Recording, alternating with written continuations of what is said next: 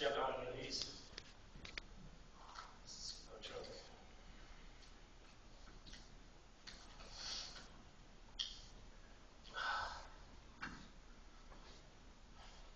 There are no words in the human language to describe somebody as great as Don.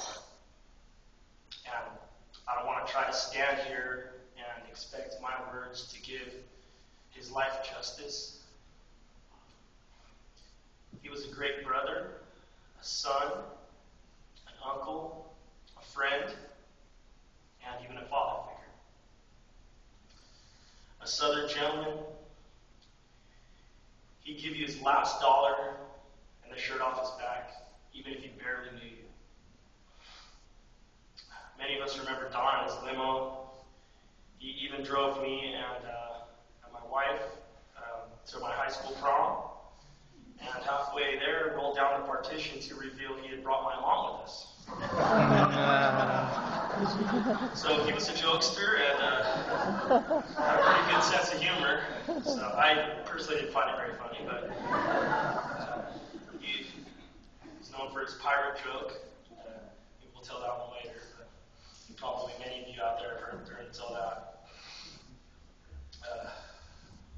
My fondest memories of Don were at our grandfather's farm in Louisiana. And we ride quads, shoot guns, fish for catfish. Taught me how to shoot. He put the shotgun into my shoulder for the first time. And of course loaded it up with something serious so I could get a nice kick. And we'd spend hours just walking around the farm, the swamps, and it really never got old. I really feel like his roots from Louisiana was really the essence of who Don was. Some of my other favorite memories, last Christmas with my son Caleb, our good longtime friend Phil Winston, Don and I were in Don's living room shooting the .22 rifle out the back door at Cairns. So keep in mind, this was in La Mirada, where there's no farm or country anywhere nearby. It's probably could be construed as inappropriate, perhaps against the law. But that was Don, and that really was classic Don in his pure form. That was him. As a friend, Don had so many of you that really loved him like family. Last night, seeing so many of the lives Don deeply touched, it honestly brought serious tears to my eyes. And I only wish he truly understood how much he meant to so many people. I really think he'd be proud. And if I could urge you all that, for those special people in your life, let them know how much they mean to you now while you have the chance. And I think he felt loved and I really appreciate it. As an uncle, Don loved to play Santa for the kids. He would go through great lengths to make it as realistic as possible. He would have bags of toys, very good toys, actually, to pass out. And he'd shoot fireworks off the roof, have somebody else trample it on the roof so they thought the reindeer were up there. He even had another guy dress up like Santa Claus when the kids started to catch on that it was actually Uncle Don. And so Santa Claus comes in, and then Don walks in, and then that really threw him for a loop. So, but that's just the type of guy he was,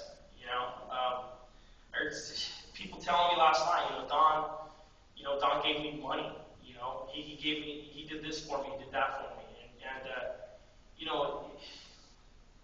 he didn't do that for anything, he just did, and he didn't tell anybody, he didn't tell me, he didn't go around, trying to get gain from it, that was just him. And these memories are, they're great, and I'll cherish these, and I think we all will. But personally, I feel like my best memories with Dawn are yet to come. And that might not make a whole lot of sense to a lot of you. But I'll share with you a little story that I feel might put things into perspective. There were many different sides to Dawn, as you all well know. And one of them was that he had a strong faith in God.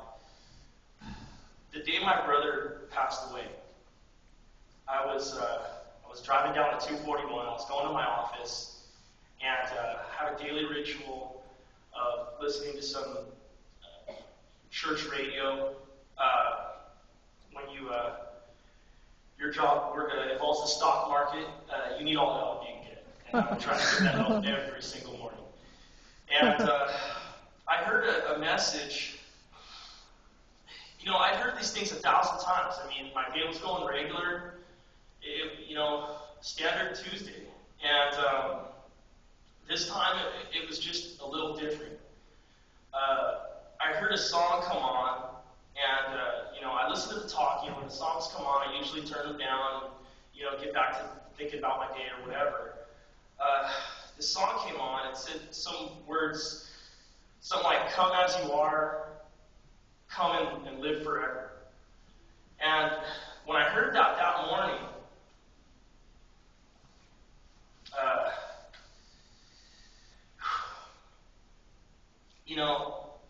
I just started uncontrollably weeping. I mean, to the point where I almost had to pull over the car, just bawling in my car. And, everything was going fine till that point. I mean, I was well aware that this was abnormal behavior, even for a self-proclaimed head case such as myself. I stopped the car at the light. I got off on, right there at Jamboree. I just started laughing. What the heck was that? I told myself to man up and honestly wondered if I should go get my testosterone levels checked at that point. Little did I know, a half hour later, I was going to get the worst news of my life. But the thing is right when that happened, it was immediately clear to me that God was preparing my heart for this tragedy and letting me know that I would see him again and that he would in fact live forever. I will never fully heal from the gaping hole that Dawn left in my heart, but I can be comforted in the fact that he lives on, and one day I will be with him